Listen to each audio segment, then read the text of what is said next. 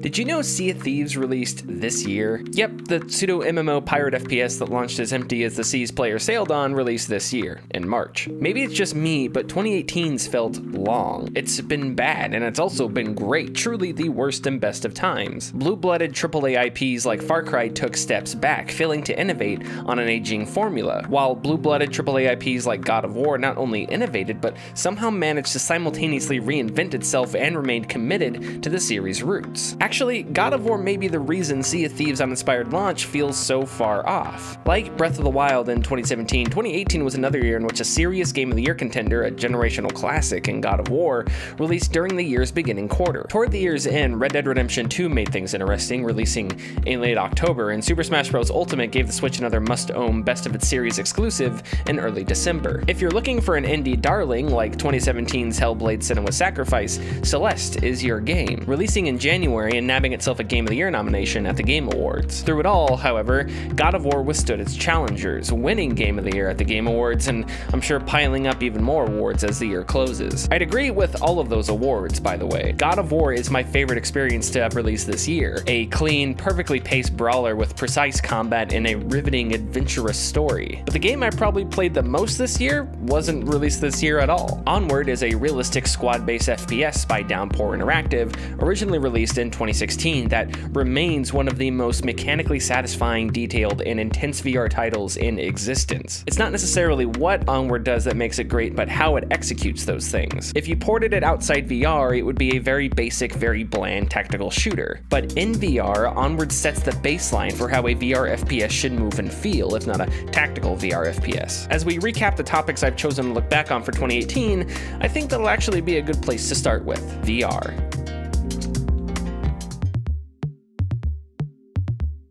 I love VR, I believe in VR, and I think the sort of popular perception of VR being a motion control-like gimmick has long passed, though that may be a personal bias of mine. I feel this way because VR isn't a gimmick, VR is a new way to experience games. Like I said with Onward, we're at a time in VR's life where devs are figuring out the basics. Some of the best VR games are great because they're perfect on a basic level. Complexity isn't so much in how many mechanics, but the depth of a few mechanics that are made inseparable from VR's natural abilities. Natural abilities like room scale hand and head tracking, or audio that moves with your own physical head movements, not a camera tethered to a joystick or mouse. The rush of reloading torpedoes mid-combat in Iron Wolf VR is made more intense because you're physically doing all of that. It's not button mashing, though it is tiring. My adulation for VR withstanding, the business is certainly heading for an interesting 2019. Oculus made headlines in October when co-founder Brendan Irieb left the company amid reports the next generation Rift 2 had been cancelled. A source told TechCrunch one reason for Irieb's departure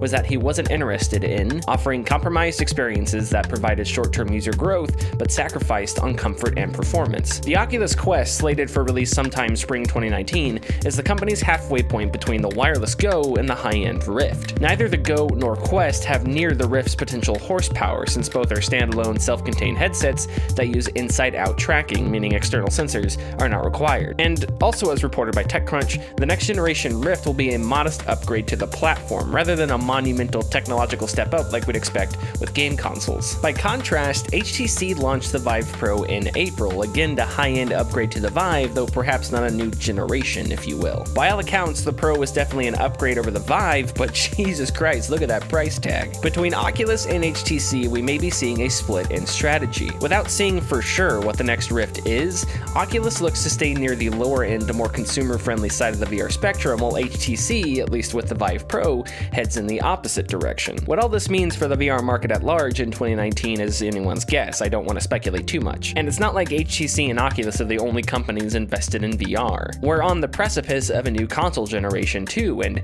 you'd have to imagine Sony's success with PSVR means console-based VR gaming has to be a part of the next generation. At least that'd be my guess. Of the things I know for sure coming in 2019, I'd keep an eye on Stormland, Insomniac's upcoming open-world adventure built specifically for VR and in partnership with Oculus. Stormland is intriguing for a number of reasons. Not only is it a AAA VR title, but might be the first open world AAA title made specifically for VR. How does making an open world for VR change our preconceptions of open world games? How does Insomniac craft an open world that can only exist in VR? Furthermore, does Oculus's move toward more consumer-friendly headsets like the Quest diminish Stormland in any way? Will Stormland be held back by the Quest's hardware restrictions the Rift doesn't have? I think these are fair questions, and the answer could well be simply no. But if there's anything that can inject excitement into gaming, it's good games. And the mere possibility that 2019 could be the year we see a true AAA VR experience make waves is exciting itself.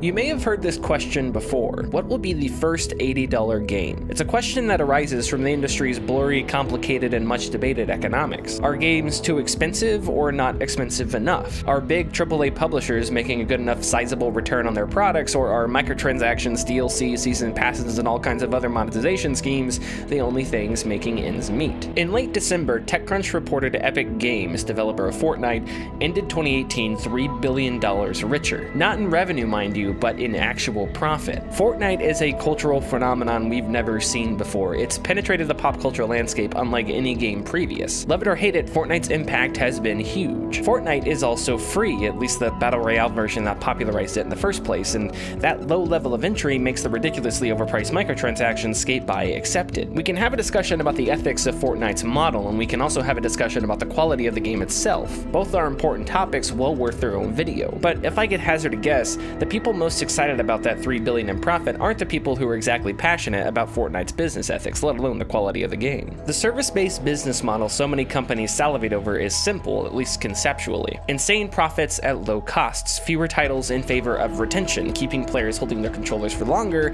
and spending more money on one game, rather than purchasing separate products over the course of time. For a lot of publishers and developers, I imagine Fortnite is the manifestation of that model, and it makes me wonder not what the first $80 game will be, but what the next free game will be. I do realize there are a ton of free games out there. The freemium model, as it's been dubbed, has been around a long time. But what about bigger, more established franchises? IPs like Destiny, Call of Duty, Overwatch, or The Division? What about IPs that have lost steam? Ghost Recon, Medal of Honor, BioShock. It makes me vomit when I say it, but Splinter Cell. What would stop any of the AAA corporate giants from taking a well-known franchise like any of those and attempting to replicate Fortnite's model? This is all speculation, mind you. I obviously have no evidence that any of this would come to pass, but I think it's a thought worth considering. The gaming industry is a copycat industry, which is fine. A lot of industries are like that. Fortnite Battle Royale itself came as a response to PlayerUnknown's Battlegrounds. And there is precedence for this. Valve made Counter-Strike Go free in December. Activision Blizzard made StarCraft 2 partially free in 2017. Both Unreal Tournament and Quake Champions are also free to play, even if they're both somewhat older, forgotten-ish IPs. With the standard $60 upfront entry point, the industry is currently stuck in between two business models. The monthly subscription we saw popularized by our World of Warcrafts, and the free-to-play microtransaction-saturated model we've seen succeed with games like Fortnite, Warframe, Dota 2, and League of Legends. Bad press, fan outrage, and the freemium economy's ethical dilemmas aside, I think this is a plausible scenario, taking a well-known franchise and molding it to fit the Fortnite model. I can't say I'm comfortable with that business model spreading, but unfortunately that's just about every AAA publisher's last concern. At the end of my video looking back on 2017, I said this.